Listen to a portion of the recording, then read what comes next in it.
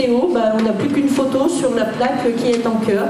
En fait, une vie brisée, celle de Théo percutée de plein fouet au même âge que ses collégiens. On a choisi 3 photos portraits parce que j'en ai beaucoup.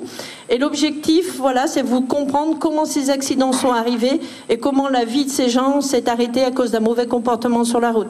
Et Corinne Sapinet parle en connaissance de cause. Elle-même victime d'un grave accident de la circulation à l'âge de 20 ans dans l'Hexagone. Mon quadriceps a été arraché dans l'accident.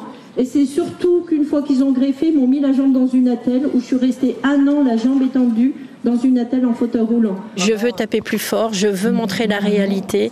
Un simple diaporama avec des chiffres n'arrive pas à suffire en termes de prévention, alors qu'une victime est d'amener de la vraie réflexion, à amener du questionnement sur le comportement et surtout montrer les réalités de l'après-drame, l'après-accident, car les conséquences sont nombreuses et souvent les jeunes ou les moins jeunes ne mesurent pas tout ce qu'une victime peut endurer. Message reçu 5 sur 5, ici, au Collège Saint-Michel. Je pense que c'est important qu'une personne victime de cet accident-là vienne nous parler de ça pour nous prévenir et pour plus tard nous permettre de faire attention à ce qui nous entoure.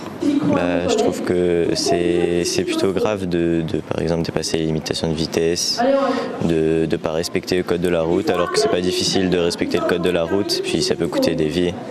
C'est important pour les élèves de 3e dans la mesure où la plupart sont en trottinette électrique, certains scooters, voire même véhicules, quand certains ont des véhicules.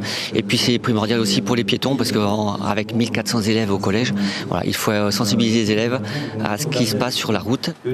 En tournée de sensibilisation à la sécurité routière pendant 3 mois dans l'île, Corinne Sapinet consacre cette journée aux élèves de 3e de cet établissement en partenariat avec la protection judiciaire de la jeunesse. Ils peuvent être responsables pénals, c'est-à-dire ils peuvent être condamnés à des stages de sécurité routière. Si c'est grave, ils peuvent aller en prison.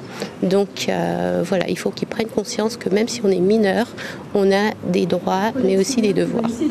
Mineur comme adulte, nul n'est censé ignorer la loi.